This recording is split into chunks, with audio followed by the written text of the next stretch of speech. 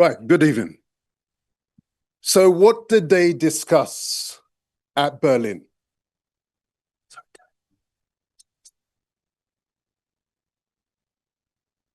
As Alan said, the remarkable facts about the Berlin Conference and the colonization of Africa is that it sprang on the back of the earlier immorality of the slave trade. There was, in fact, no gap, as the seeds of colonization were being sown even as abolition was being discussed. What we see is an unbroken chain as the Society for the Abolition of the Slave Trade was formed in England on the 22nd of May, 1787. The Association for Promoting the Discovery of the Interior Parts of Africa was formed a year later on the 9th of June, 1788. The Sierra Leone Company received parliamentary sanction in the 1790-1791 parliamentary session, with its mission being to colonize a small portion of the coast of Africa. And that came to pass on the 1st of January, 1808, when Sierra Leone became Britain's first colony in West Africa.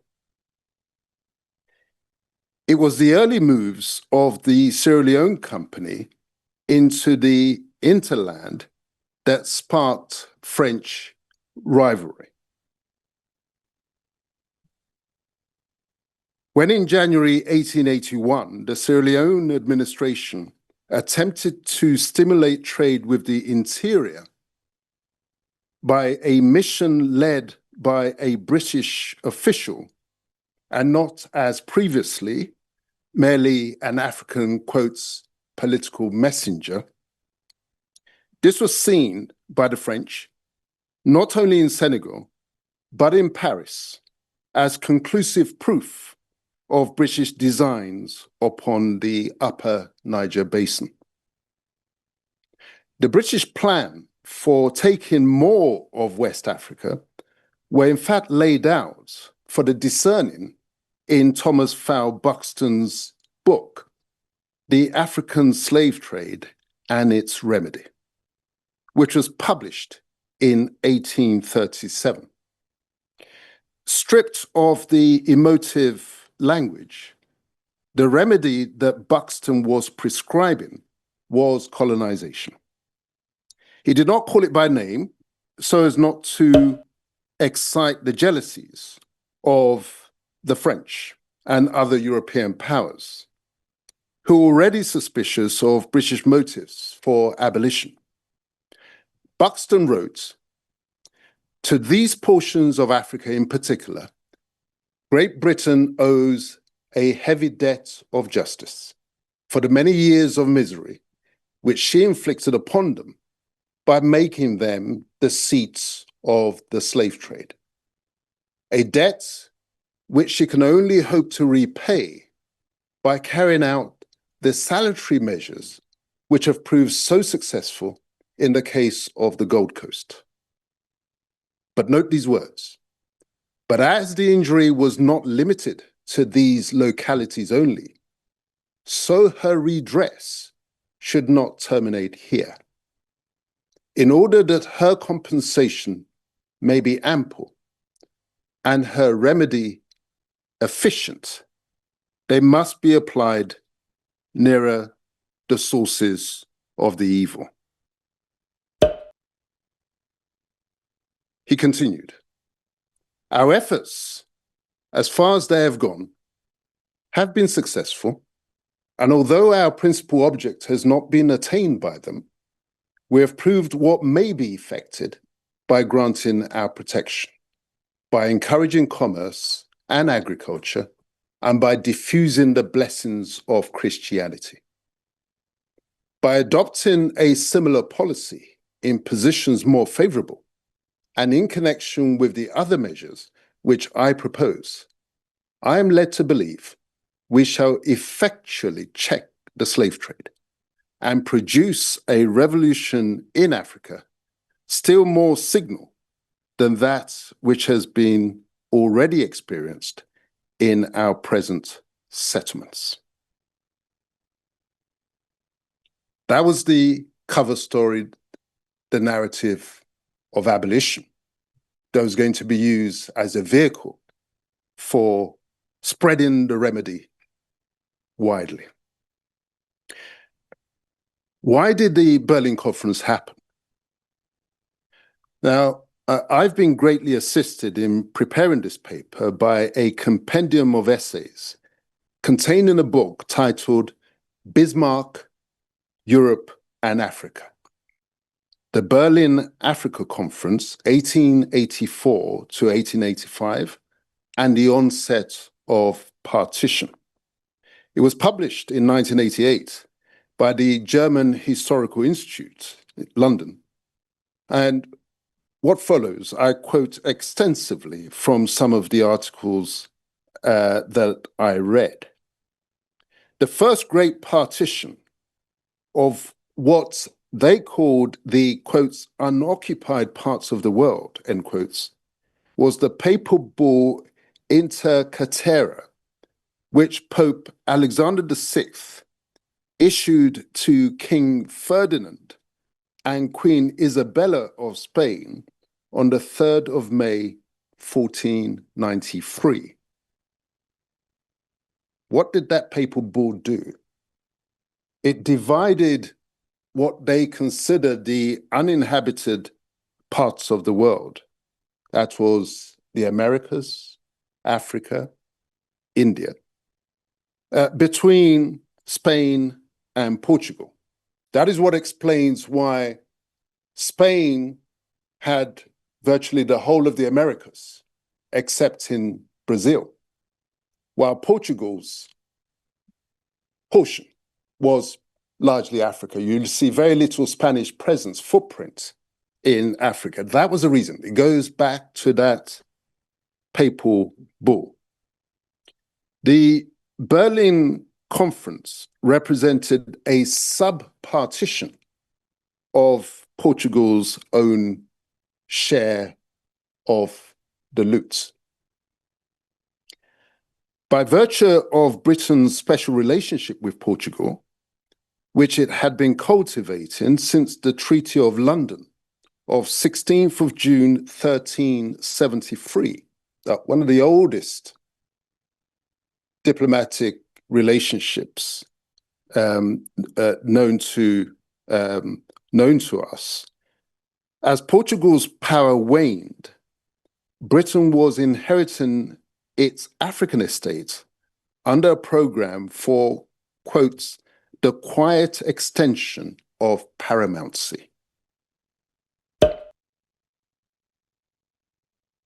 As A.G.N. Sanderson explains, he said, in July 1890, Lord Salisbury nostalgically recalled that until about a decade earlier, Britain had controlled most of the accessible regions of Africa without being put to the inconvenience of protectorates or anything of that sort. Effective though this control had been, it was an invisible empire, which could hardly be delineated on the map. It operated through preponderant influence over chiefs and rulers who were in theory independent and who in practice often retained considerable local freedom of action. It rested on the ability to prevent annexations by other European powers. Its success, therefore, precluded visible changes from African to European political control. Now, I'd like to emphasize a phrase there, and you think about the situation across Africa right now. It operated through preponderant influence over chiefs and rulers who were in theory independent and who in practice often retained considerable local freedom of action. That is what we have right now. That is the reality. It bears repetition a third time. It operated through preponderant influence over chiefs and rulers who were in theory independent and who in practice often retained considerable local freedom of action.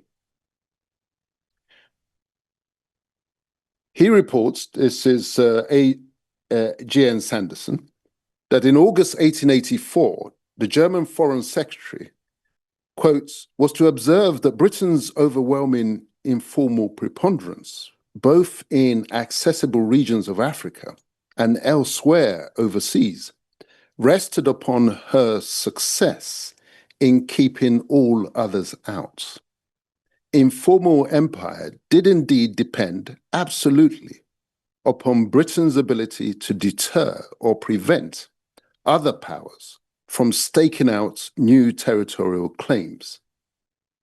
And where Portugal in particular was concerned, to ride roughshod over any inconvenient assertions of old historic sovereign rights. So it may surprise you to know that for this reason, the British government very much favoured leaving their dealings with Africa on an informal footing. They were no fans of the Berlin Conference. It's not what they want. Somebody asked a question, why Berlin? It was the Germans, it was Bismarck, that in order to avoid a repetition, this is how they explained this, a repetition of their experience in India, where they had fought each other for years over India, as well as the Americas, the European powers, massive bloodshed, long wars. They weren't going to have a repetition of that. So rather than fight over it, Bismarck said, let's sit down around a table and reach agreement like gentlemen. So the British very much favoured leaving their dealings with Africa on an informal footing, relying upon an unspoken Monroe Doctrine in Africa. Again, I quote from Mr. Sanderson when he says, essentially, the British were attempting to prevent a partition of Africa by methods which had isolated Latin America under Anglo-American informal sway since the 1820s. There, with the aid of white settler collaborationist regimes, British and US naval power and influence had maintained the, quote, independence of their clients. The British now attempted, though in fumbling and inept fashion, to establish a unilateral Monroe Doctrine for Africa, and to make this effective through a frantic search for collaborating African comprador states. Egypt's colonial ambitions on the Somali coast and in the Sudan were encouraged. Zanzibar was provided with arms, ammunition, and a mini-general to make good its claim to control the East African coast and interior. On the lower Niger, Emir Masaba of Nupe, in return for arms and ammunition, agreed to extend his protection to British traders. Lord Carnarvon, colonial secretary, after February 1874, tried to cobble together a white settler federation in South Africa, which might eventually serve as a self-governing agent of British imperial interests and a relief to the British taxpayer. With this explanation of the events leading up to the conference, let us now turn to the actual discussions and agreements. The Berlin Acts of 1885. A General Act of the Conference at Berlin of the Plenipotentiaries of Great Britain, Austria, Hungary, Belgium, Denmark, France, Germany, Italy, the Netherlands, Portugal, Russia, Spain, Sweden, and Norway, Turkey, and the United States, respecting 1, freedom of trade in the basin of the Congo; 2, the slave trade; 3, neutrality of the territories in the basin of the Congo; 4, navigation of the Congo; 5, navigation of the Niger; and 6, rules for future occupation on the coast of the African continent. So they weren't just concerned with what they had, they were setting the ground rules for what was yet to come. And the recital read as follows: being desirous, on the one hand, to obviate the misunderstanding and disputes which might in future arise from new acts of occupation, preserve the possession on the coast of Africa, and concerned at the same time as to the means of furthering the moral and material well-being of the native population. So there you are, you have the dual purpose. Avoid fighting ourselves, and for the consumption of our home audience, we're concerned at the same time as to the means of furthering the moral and material well-being of the native populations. So how was the partition done? Meeting at last on 15th of November, 1884, the conference worked to an agenda which had been planned in 2 parts. The one formal and multilateral concerning general principles, the other dealing bilaterally with the consequential territorial settlements. So you have the headline agreements, but then of course, like any commercial deal, the detail has to be nailed down. And that comes by way of bilateral negotiations. The process was similar to the original papal carve-up of the unoccupied parts of the world. A headline division followed by bilateral negotiations.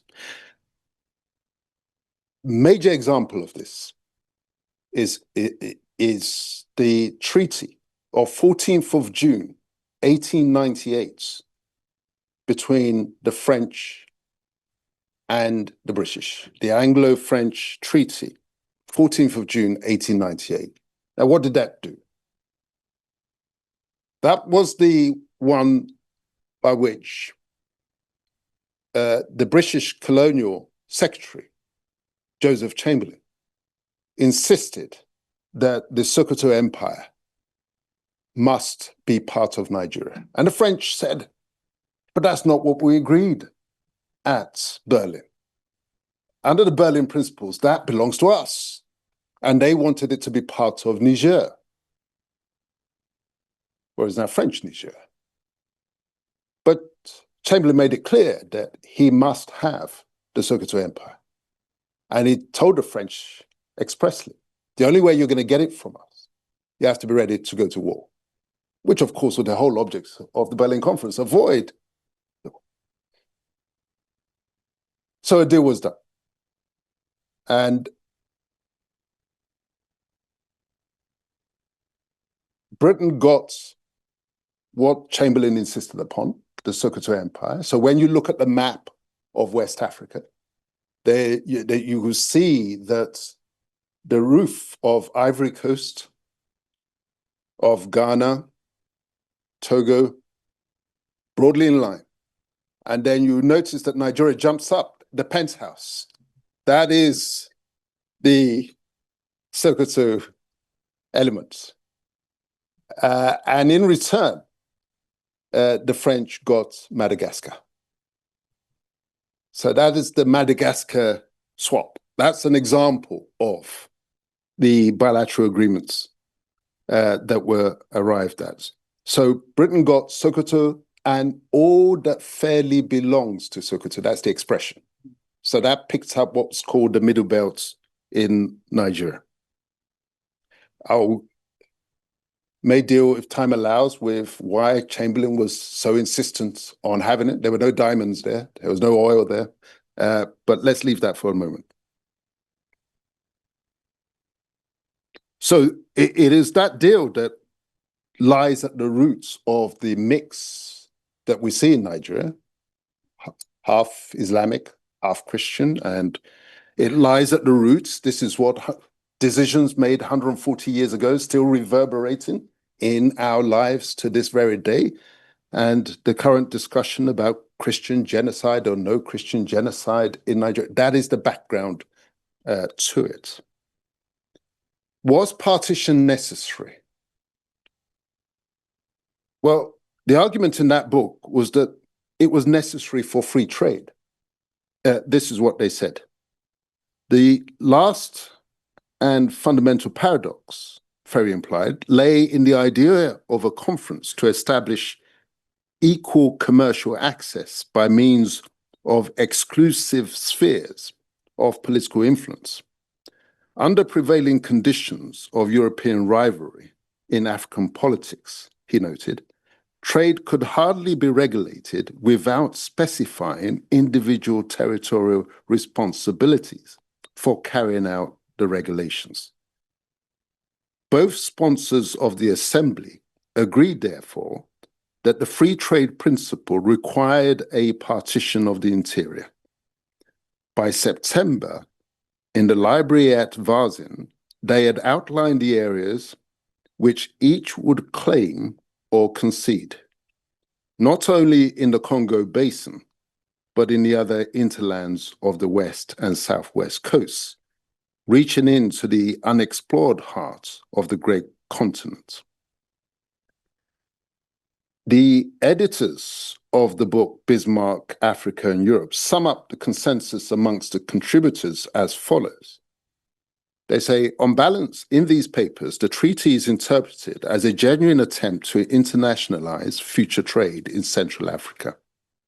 That the powers invented a Congo state to take the lion's share of territory says little for their colonial ambitions, but a great deal for their free trading seal. But I say the argument that free trade required partition is dubious in the extreme. It seems to be merely a cloak for partition, especially when it is considered that they had agreed that there should be no monopolies. Ronald Robinson, in his paper, The Conference and the Future in Africa, makes the point that conceivably a collective ban on commercially exclusive treaties with African chiefs might have achieved equal access without partition. But several such treaties had already been officially proclaimed in Europe, and to resign them would not have been practical politics.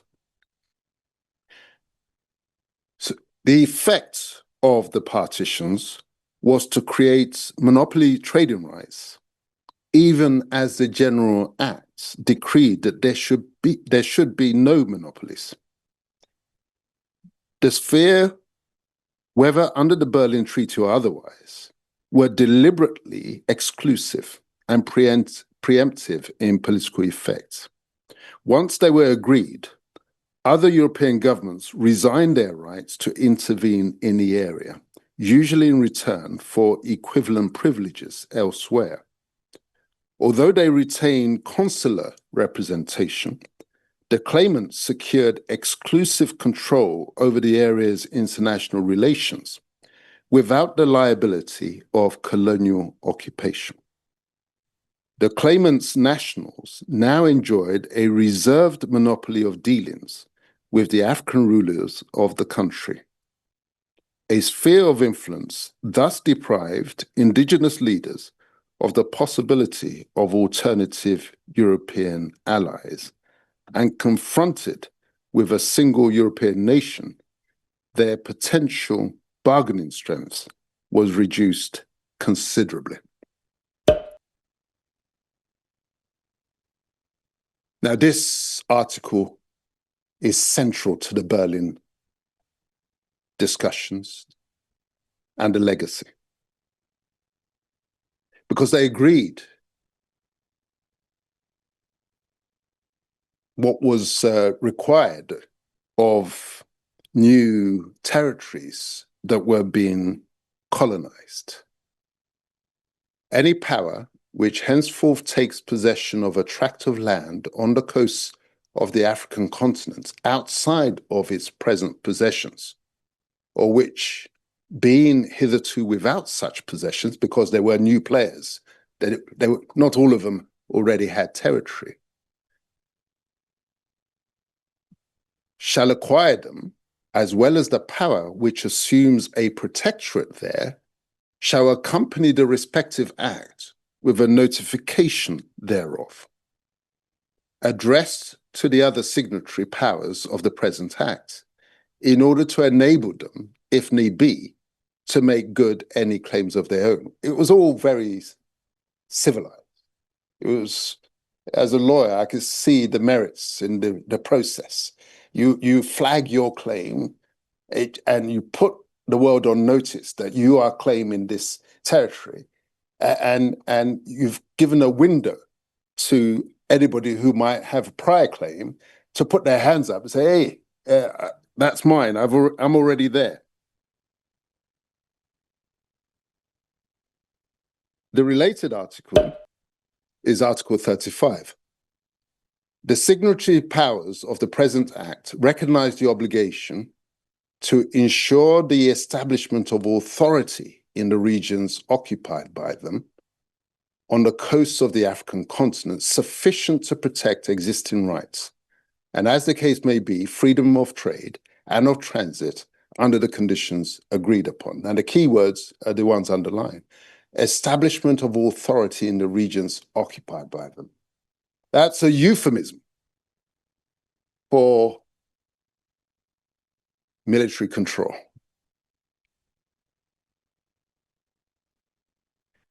When it came to explaining the way the boundaries were drawn up, it was suggested that the choice was between arbitrary lines or no lines at all. When it became a question of extending coastal borders into a largely unexplored hinterland, the safest course might be to use lines of latitude and longitude or other geometrical constructions, which ought to prove capable of objective survey. From the point of view to minimizing inter-European conflicts, arbitrary lines were better than no lines. Now, this presupposes that these were the only choices, whereas the evidence points to the arbitrary lines being not so arbitrary, but they were landmines. They weren't arbitrary as if they didn't know where the historic lines were linguistically. They had all sorts of experts in anthropology roaming through the land, so they knew where the proper lines were, but it was simply a matter of convenience. And also by way of convenience, in terms of establishing authority, the policy was empire on the cheap. So they will rely on, and this lies at the root of much of the conflict across Africa at the moment, they'll empower some groups against others, weaponize groups against others, because those ones will now establish the effective presence across a much broader sphere. Finally, the Congo Free State, we must mention them because they're the biggest victims of what was discussed at Berlin. Because few would dispute that the situation of the Congo is the most tragic of all the lands afflicted by the Berlin Conference decision. The state was configured as it is out of the desire of the observing powers to reserve part of Africa as no man's land. This was supposed to be the genuine area open to all. It's like in a building, it's a common parts. You know, we all have landlord and tenant concepts in our head. You've got your exclusive room, exclusive occupation, and then you've got the common parts. Congo was the common parts. And to this end, an artificial entity, the International Association, was to be recognized as a state, and it was effectively left in the custody of Belgium, which had also recently been artificially forged. To conclude, the Berlin Conference was truly the product of a European scramble for Africa that was intended to avoid a situation where Britain inherited the whole of the continent through its program of, quotes, quiet extension of paramountcy and its Monroe Doctrine for Africa following the demise of Portugal. Bismarck's alternative of collective imperialism, which replaced it, led to the live burial of the thousands of previously self-governing ethnic groups. The decisions made at the conference 140 years ago manifest in the crisis of governance and development that we see playing out today across the continent. The Republic of Benin, Cameroon, Burkina Faso, Nigeria, Sudan, and most especially Congo. Thank you very much for listening. Thank you so much, Dele, for this really important and fascinating lecture. I've really enjoyed it. I'm sorry I've had to go in and out a couple of times to deal with some background stuff. So a massive thank you to Dele. And if we can invite Nels back up to join our fantastic speaker, and we'll do another round of Q&A for maybe 10 minutes, if that's okay, before we close. And I'll make some announcements about tomorrow's program, which is going to be in a different room. But anyway, please, over to you, Nels. Thank you very much. We're back once again. Dele Ogun, we've come a long way. We met each other on the BBC World Service about the best part of 15, possibly more longer than 15 years ago. I can't remember what we were discussing. Nigeria being kicked out, crashing out of the AFCON or something else like that at the time. And you described, I remember it vividly, you described the Nigerian football players acting like Nigerian leaders and not passing the ball to each other and cooperating. So yeah. You remember well. I do. I thought this is quite interesting, guys. I've learned a lot from you over the years, so I'm grateful to you for actually really planting seeds in my mind and helping them grow to watering them to grow. So I'm grateful to you. Thank you for so much. And you've done that once again tonight. Thanks. But I'm going to be a bit provocative tonight. So before we do that, I must be clear.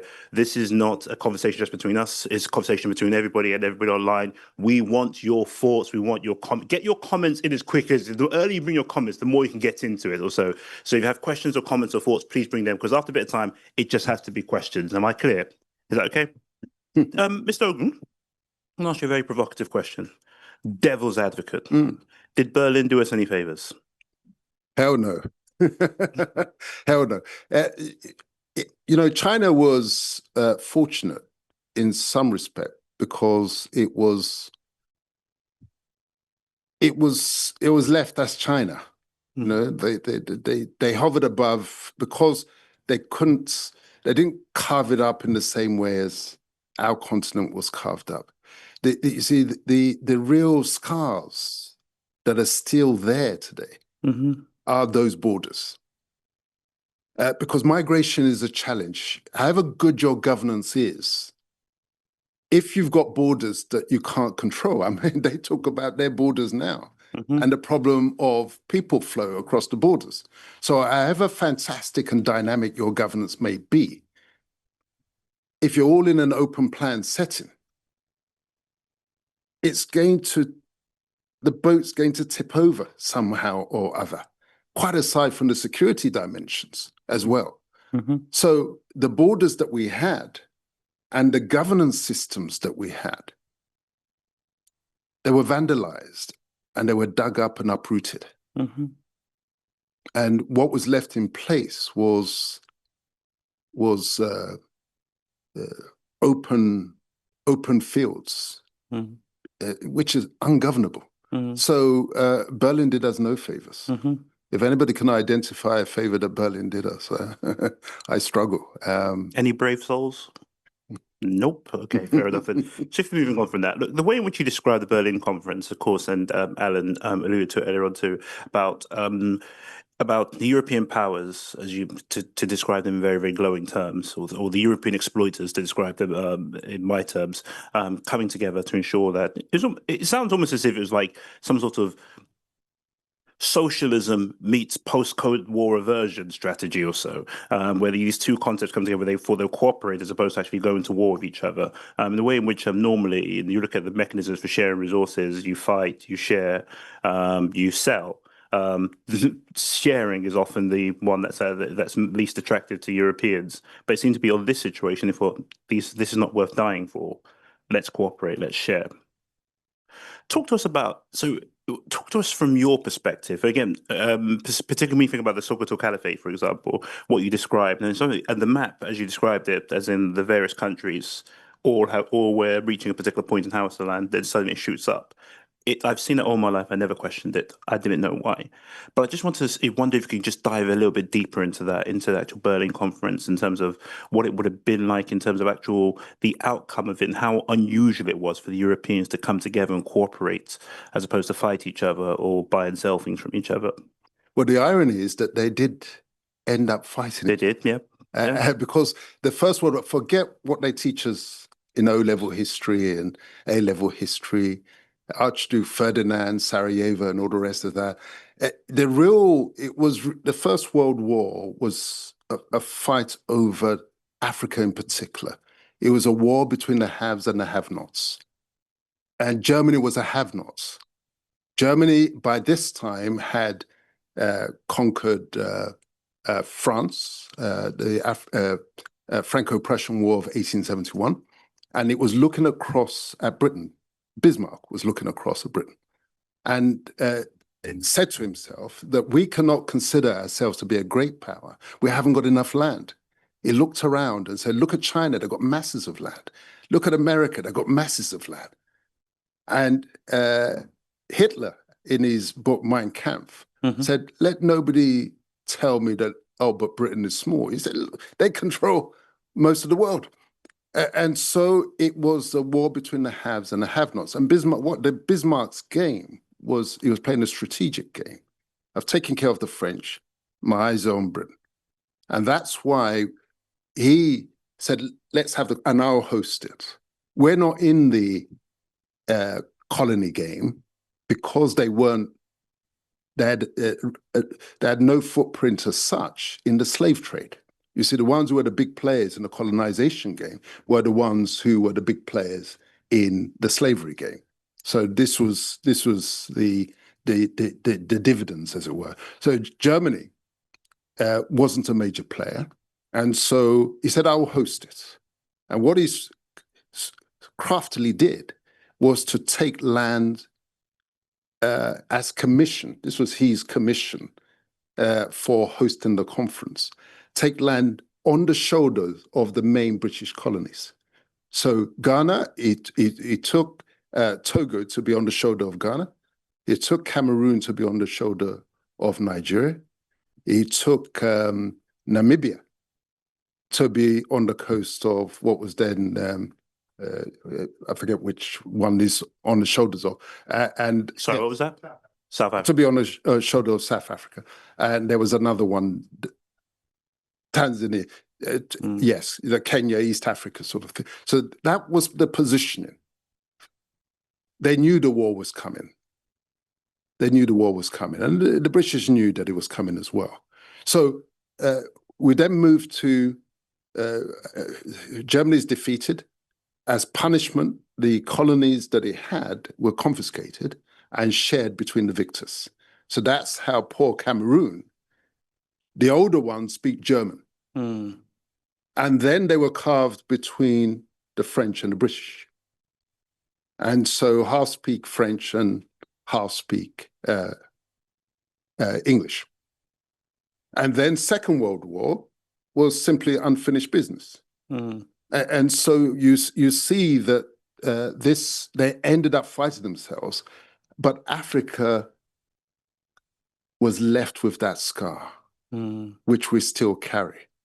So if the object was to avoid war between themselves, they ended up fighting anyway, but yet Africa left mangled. It's interesting because is that a hand go? I'll come to this for a second.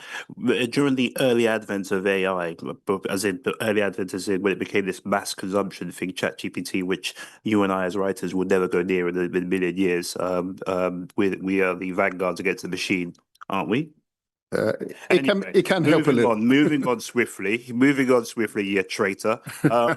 Moving on swiftly. But one of the things that came out where they started translating old speeches by people, and somebody translated all Hitler's speeches. It must have been some dodgy person, probably Tucker Castle or Nick Fuentes or somewhere else like that. Maybe not them, but yeah. But the key thing about it is that when they translate the speeches, it started speaking about the loss of African colonies or so in some of his speeches. So when they took it from this crazy guy sounding in German, which barely anyone understands, to which barely anybody in this country understands, to anglicizing his voice, making him sound like a reasonable East London Cockney or so, and then suddenly starts talking about Africa, you think, oh my God, this is history coming to light in a way that would have happened in the past. Look, let's speak a little bit about the mindset of the European colonizers and the mindset that actually got them to Berlin, to Berlin too. With that mindset that comes on board, absolute supremacy, impunity, you name it. The concept of post-colonialism, or the idea that this no longer happens, or just willingly given up and off we go, all the very best to you. Is that perhaps maybe the Africans, for the Nkrumahs, the Tafawa Balewas, or the African leaders at the time or so, was there a naivety to them in terms of actually how they, and maybe it still relates to us too, in terms of, are we right to be thinking in a post-colonial mindset? Have we actually really broken the yoke, both us as the previously colonized, if we could use the term previously, and those who were the colonizer? With that said, you look at what happened the other day. Nigeria pretty much tap dancing for France and bombing Cotonou, which is unfathomable. About that. You've asked me that would happen this time last year. I would say it wouldn't. So I'm just wondering what you think about that. Well, I'll go back to, I repeated it 3 times. I repeated it a 4th time. It operated through preponderant influence over chiefs and rulers who were in theory independent and who in practice often retained considerable local freedom of action. As I said, that is the present reality. Colonialism never ended. It was simply upgraded. It was hands-on originally. Now it's hands-off. It is all, especially with the influence of money in governance. If, as we saw in the context of the American elections, Trump was complaining that he was rigged out of what should have been his 2nd term. 2020, yeah. There was interference in elections. Well, if that can happen to a major power, elections can be interfered with. And we know from the BBC discussions, the shape that some of the interference can take. It's just the power of money. So the idea that these colonial leftover countries are actually in charge and in control is a fable. It's a fiction. And the real story of decolonization has not really been understood. And that might give me an opportunity to plug my book, because this is what explains the real story. It's not, they didn't voluntarily walk away. Nobody walks away from a commercial advantage. No one walks away. No one surrenders it. It was actually the Americans who, this is Franklin Delano Roosevelt, that was responsible for phase 1 of the end of colonialism as we knew it, which was reflected in the Atlantic Charter of August 1941.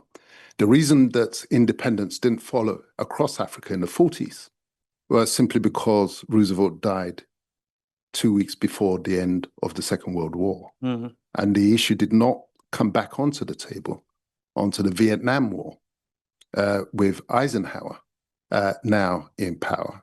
It was because Churchill refused the support, the American move into Vietnam, left them fighting alone, that Eisenhower now brought the issue back on to the table. and meantime encouraging NASA to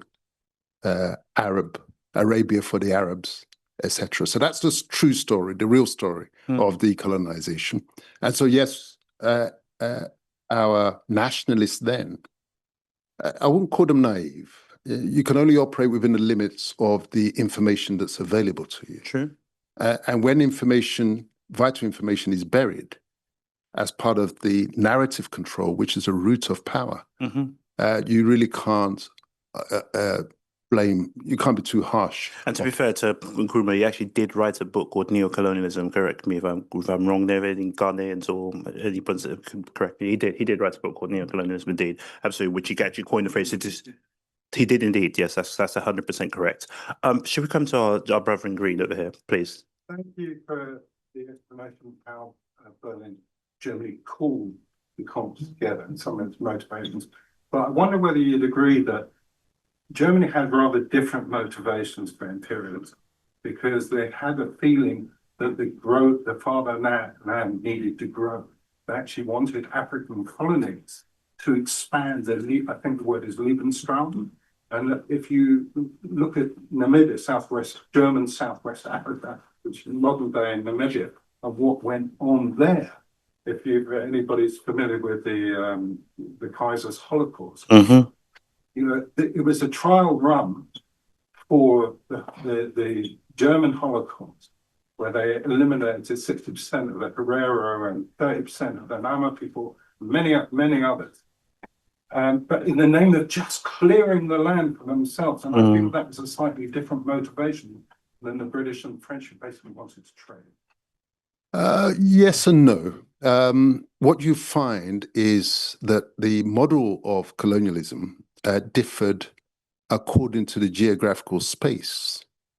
So East and Southern Africa, the climate was more conducive to European settlement, whereas the tropics proper, I often jest that on the flag of Nigeria we should have the mosquito, because that's the only reason why we still have the land. So it was, the agenda was the same. So Bismarck's agenda was land for settlements of peoples, European peoples. And that was what was going on in South Africa. That was the agenda for East Africa. That was even the agenda for Israel at one point. Israel was supposed to be Uganda. on the borders of Uganda and Kenya. It's only the Zionists said, no, we don't want that. We want Jerusalem. And we Africans said, thank God for that. There we go. There we go. Should we come to our sister in the cream turtleneck? Thank you so much for sharing. You American, sister? Oh, sorry, you're a junior American. Okay, I'm playing. Yeah. Please, welcome to London. Yeah, and art history is more kind of my realm. You opened, which you said a fourth time already, the quote about sort of the theory of independence. I'm kind of lands on my question a little bit. I'm sort of interested about on the African side, so like for the chiefs and leaders at that point, what did independence look like? Because the sort of the essential question that I'm asking is, what does sovereignty and independence, even now and historically, mean to a people that fundamentally do not sort of function on a societal level with independence in them, right? It's interdependent, it's migration, it's sort of this like malleable operation of society. So when I think about the leaders then, I know that it's not as simple as, okay, the Europeans were like, hey, we're going to take our land. And they're like, yeah, of course.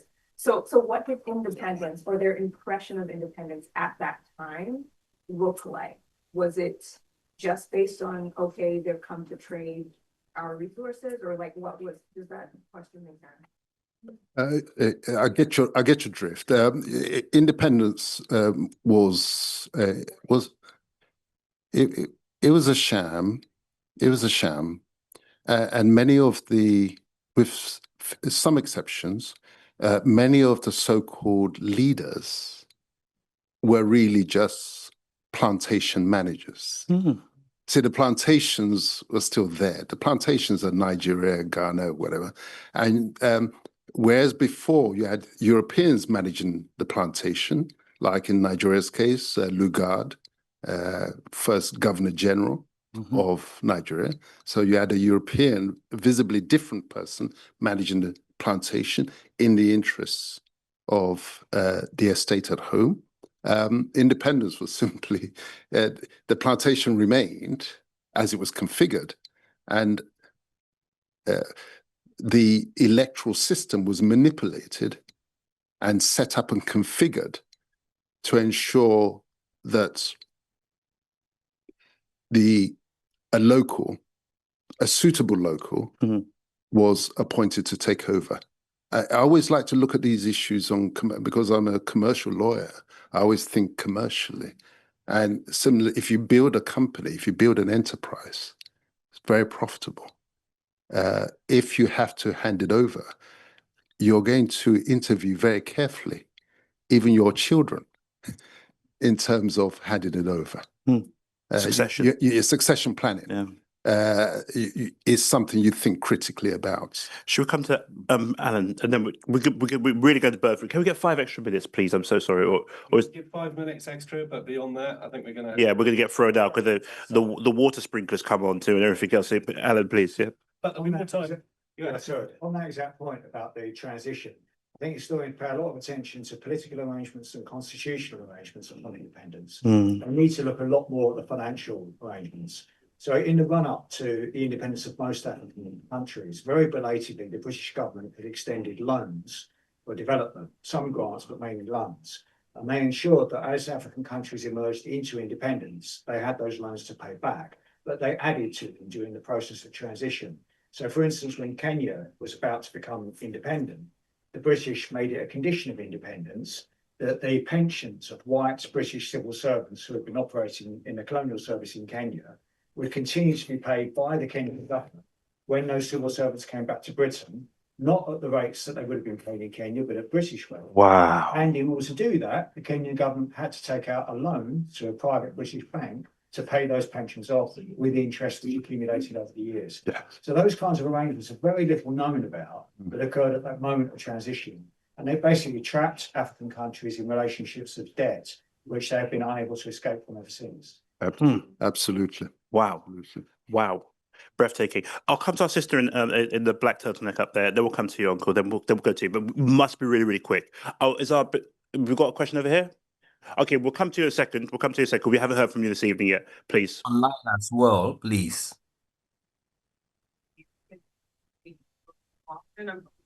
America.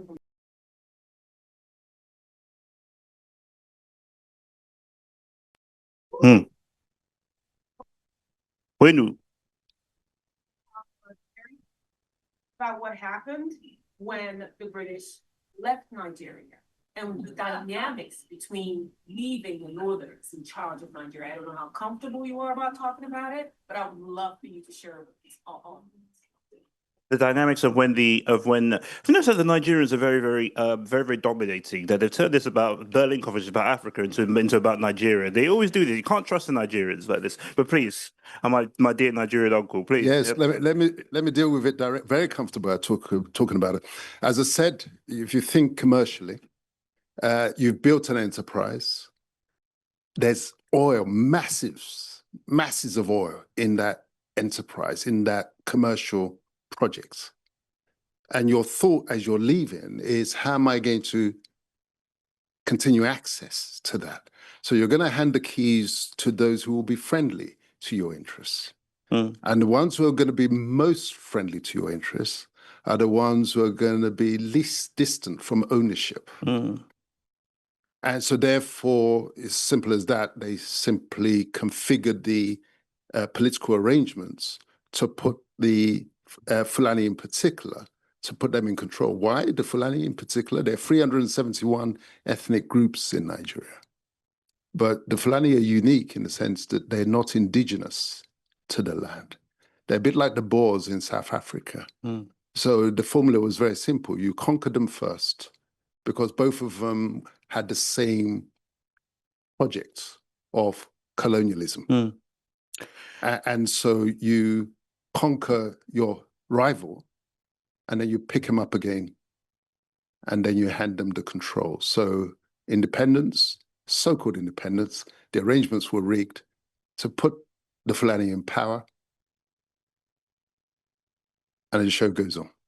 Shall we? We're really pressed for time. So, brother, really quick, please. Compared the oppression, and you know, who was different this way. Subjugation was the order. That's the first point. And the second point is, I would like to know, like contemporarily, if we look at modern-day examples, should we get behind the Sahel Alliance? Should we get behind people like Ibrahim Traore that's fighting neo-colonialism to this day? What's your answer to that? I'll come to our sister in green up there. Then we'll. Yeah, please. Are you going to be here tomorrow? The solution's deeper than just Traore. That's my answer. He's going to come. We'll touch on that. Tomorrow there'll be a fuller answer. There'll be a deep dive on that. Thank you for your work, bro, with the books and everything else. Thank you for educating you. Appreciate you, bro. I'm sorry. Our sister in green.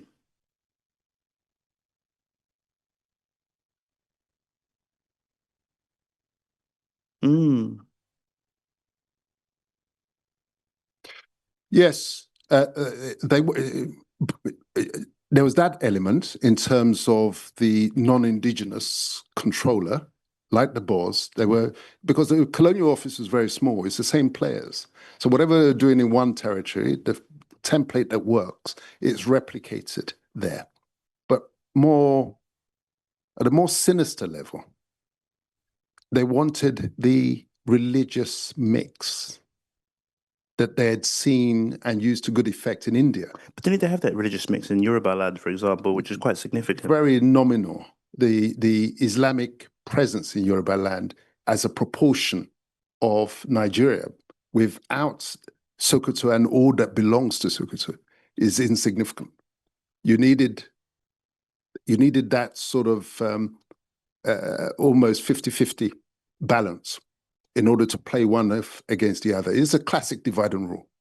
So without the ready-made Islamic empire as part of the mix, all they had was what the missionaries and the traders had built. These were Christianized lands. But that element was necessary for that mix. And that mix is the oil on the fire that's burning across the country right now. A gentleman over here. This is going to have to be our last question. I'm so sorry. On the list that gave us the countries which attended the Berlin conference, some of them, I don't know them of any colonies they have in Africa.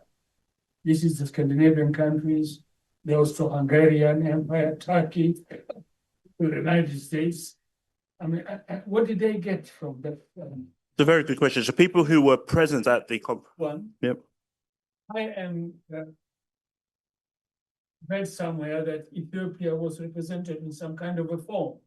Opening prayer or so. The propaganda against the imperial government of Ethiopia. Well, you see, when you're up to a crime, it's nice to have as many alibis as possible. Are you suggesting that the Ethiopians with the Kemi Badadoks in the room was? Is that what you're saying to us? So the point that I'm making is that you see, when you have, it almost looks like a collective act, isn't it? And as you rightly identified, countries like Russia and the Scandinavian countries, Ottomans, they have no footprint in Africa, but they were there as observers, such that if in the course of the negotiations between the main diners, The crumbs. not even the crumbs, but there'll be compensations elsewhere, you know, in terms of relationships within Europe. But they were there almost as peacemakers and to help the negotiations along over difficult, knotty issues.